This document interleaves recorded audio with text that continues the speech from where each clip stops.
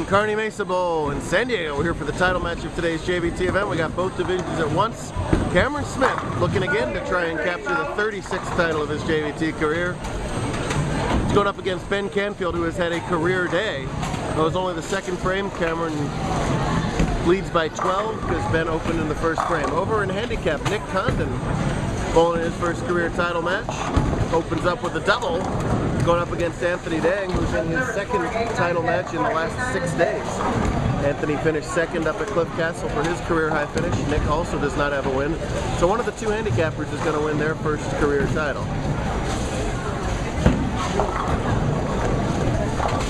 Extremely high scoring lanes today at Kearny Mesa, plus 65 scratch cut. We haven't seen one like that in a long time. We had two 300 games today.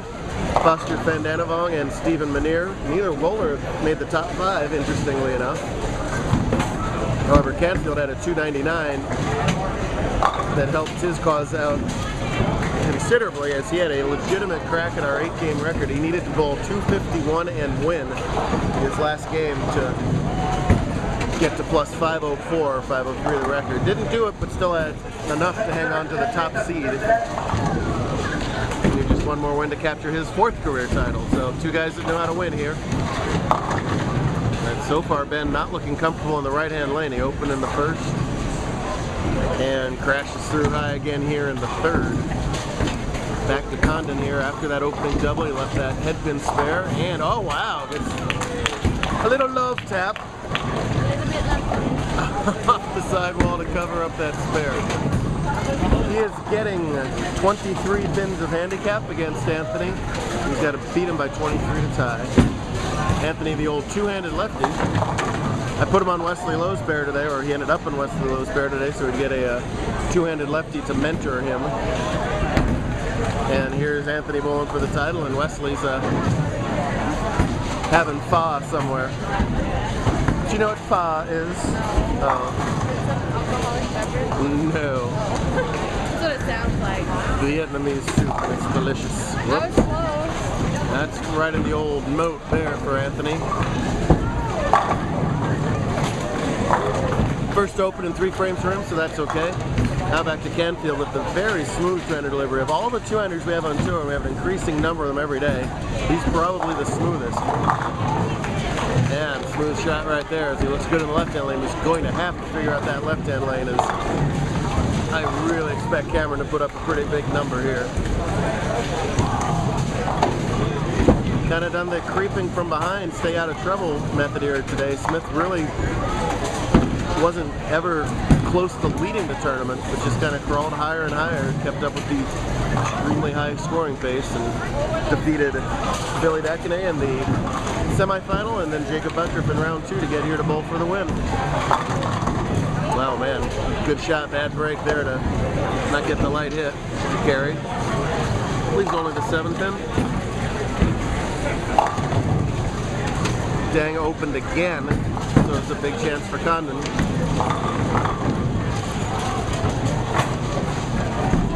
Comes up high, leads only the 610. Nick from Hammett. Well, Anthony from just north of Phoenix in Cave Creek, pretty area. Cameron's gonna hook the ball off his strike line at the 7th pin. That's all right on a house shot like you have today. Tomorrow on a sport, I don't think you'll see him attack that 7th pin the same way.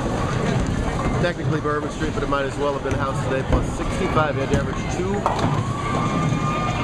13 just to make the first half of the bowlers. He had to be plus 306 after 8 plus bonus spins to get into the top 5. So extremely, extremely high scoring perspective.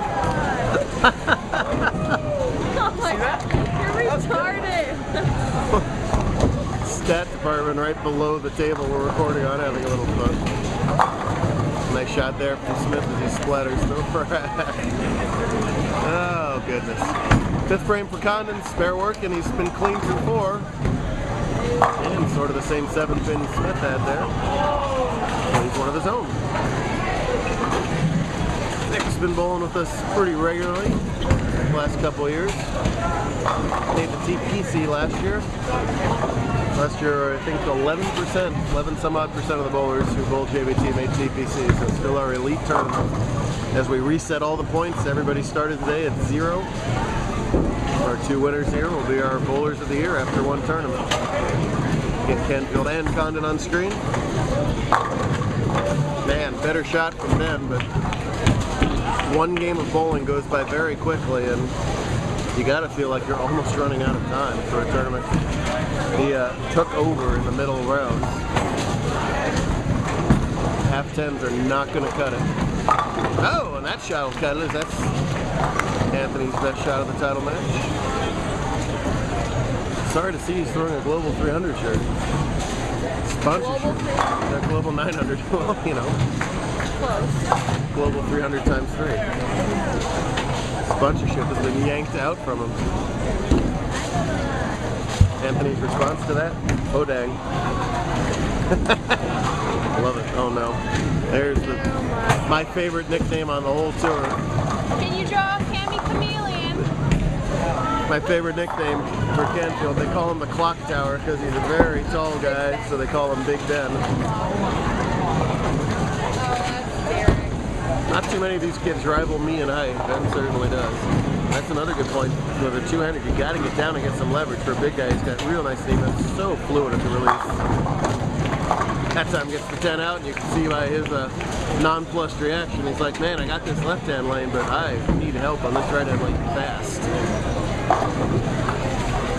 What he needs now is to not have Cameron run away from him in the next 2 frames. If Cameron strikes in his 6th and 7th, he'll be in the 220s with strikes working, and the best Canfield can do already is strike out for 238. So been one of the nicer guys on tour, not wishing him any ill will, but he really hopes Smith doesn't come up with a strike right here in the 6th.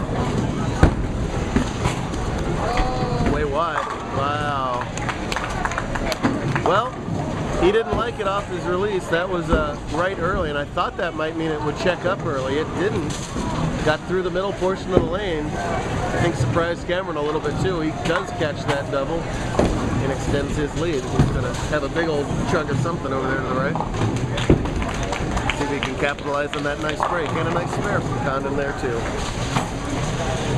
Thanks as always to Kearny for hosting us. Johnny Hubble and his crew. Been the season opening SoCal stop for quite a few years now. A busy 40-laner. North of downtown and east of La Jolla. That one he liked, and oh, bowling, you did it to him again. Bollocks. Not a strike. So Cameron, the shot that he liked a lot worse, struck, and that shot he loved, and instead we have the solid 9. What? Oh my goodness. Look out. Alright, he covers up the 9. That keeps Canfield alive in the game. But he must strike in this right-hand lane coming up right here. Dang. Just a beginning bowler, so he's learning to control that big sweeping hook he has. When it's in the pocket, it's already extremely effective. When it's out of the pocket, he can leave almost anything at any time. Makes him a bit of a wild card. Terrible. Oh, chops off that spare. So that gives him 99 through 7. He trails by a theoretical, gosh, 40 some odd right now, so in trouble in this match. Runner-up just 6 days ago. You don't get many chances at these title matches, and we'll re-rate them again after today. If you want to see who wins, watch part 2.